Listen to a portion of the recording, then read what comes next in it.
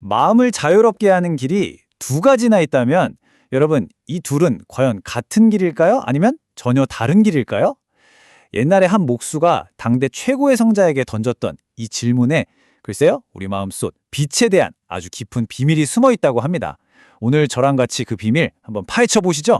자, 이 모든 이야기의 시작은 반짝강가라는 한 목수의 궁금증에서부터였어요. 이분이 스승들한테서 두 가지 수행법을 배운 거예요. 하나는 헤아릴 수 없는 마음의 해탈, 또 다른 하나는 광대해진 마음의 해탈. 이름이 다르긴 한데 가만 생각해보니 이거 본질도 다른 건가? 싶었던 거죠. 이 궁금증을 도저히 참을 수가 없어서 깨달음을 얻은 성자 아누르타를 직접 찾아갑니다. 그래서 오늘 우리가 할 이야기는 이렇습니다. 먼저 반짝강의 질문에서 출발해서 마음 해탈의 두 가지 길이 뭔지 살펴볼 거고요. 그리고 그 수행의 결과로 나타난다는 내면의 광채가 대체 뭔지, 마지막으로 그 빛을 밝히는 비밀은 또 뭔지 차근차근 따라가 보겠습니다. 자, 이야기의 주인공 바로 진리를 탐구하는 목수 반짝강가, 그리고 깨달음을 얻은 성자 아누르타입니다.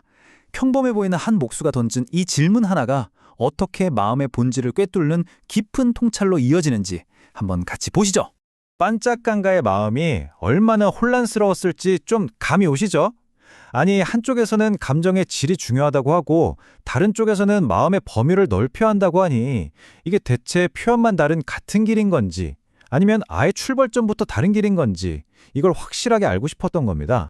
이 질문에 아누르타는 아주 명쾌하게 답을 줍니다. 목수여, 그 두 가지는 이름도 다르고 본질도 다르다. 딱 잘라 말하죠. 자, 그럼 그 차이가 대체 뭔지 지금부터 자세히 한번 들여다보겠습니다. 자, 첫 번째 길, 바로 헤아릴 수 없는 해탈, 팔레어로는 아빠마나 체토 비무티라고 하는데요. 이건 쉽게 말해 마음이 품는 감정의 질에 대한 거예요.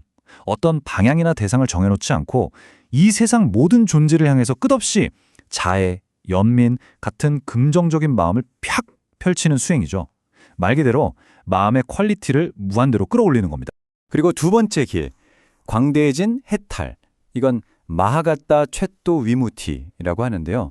이건 집중의 범위에 대한 겁니다. 그러니까 하나의 작은 대상에서 시작해서 점점 그 집중의 범위를 넓혀나가는 수행인 거죠. 우리가 카메라 줌아웃 하듯이 내 마음이 한 번에 담을 수 있는 세상의 크기를 점진적으로 쭉쭉 키워나가는 훈련이라고 생각하시면 돼요.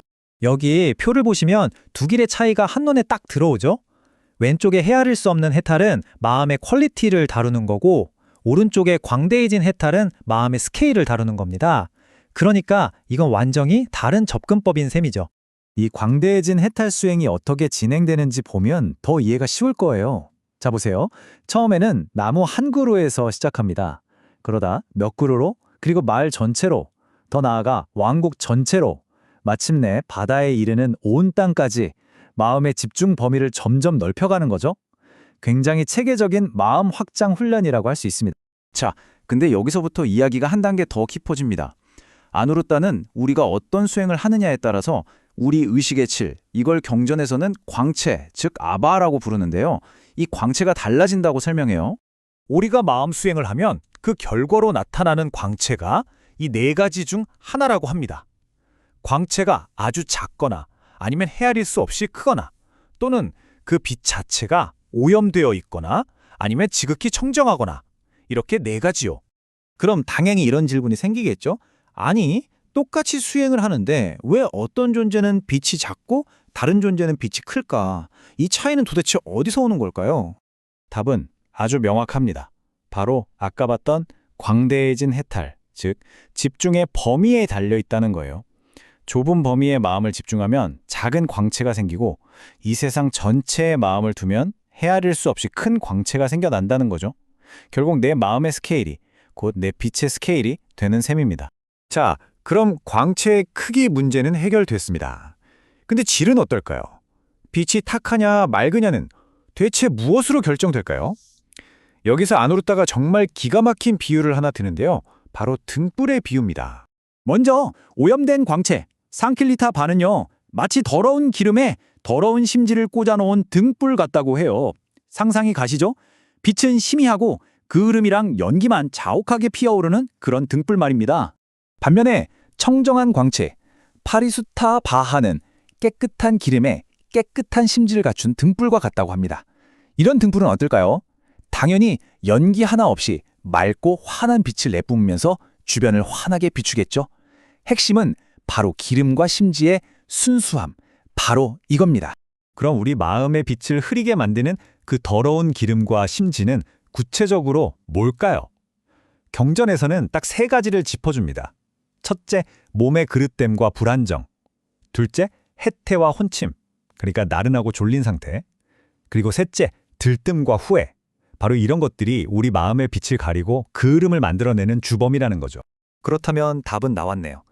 이런 장애물들을 극복해서 몸이 편안해지고 마음이 또렷하게 깨어있으면서도 고요할 때, 바로 그때 우리 마음은 맑은 기름과 깨끗한 심지를 갖추게 되는 겁니다. 그 결과는 말할 것도 없죠. 밝고 청정한 광채가 나타나는 겁니다. 아누르타는 이 모든 설명을 마친 다음에 자기 가르침에 아주 특별한 무게를 실어주는 한마디를 덧붙입니다.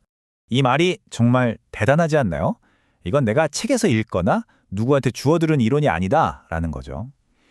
오랜 세월 동안 저런 광채를 가진 존재들과 직접 함께 살면서 대화하고 토론하며 얻은 그야말로 살아있는 알미라는 선언입니다.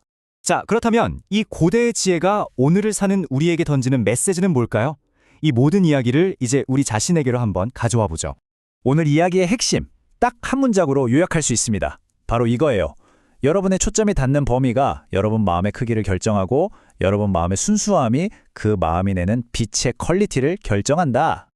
그래서 마지막으로 이 질문을 여러분께 던져봅니다. 지금 여러분의 마음은 어떤 빛을 내고 있나요? 그 빛은 세상을 다 품을 만큼 넓고 큰가요? 아니면 어딘가 좁은 곳에만 머물러 있나요? 또 그 빛은 연기 하나 없이 맑고 밝게 타오르고 있나요? 아니면 그을음 속에서 희미하게 깜빡이고 있나요? 그 답은 오직 여러분의 마음속에만 있을 겁니다.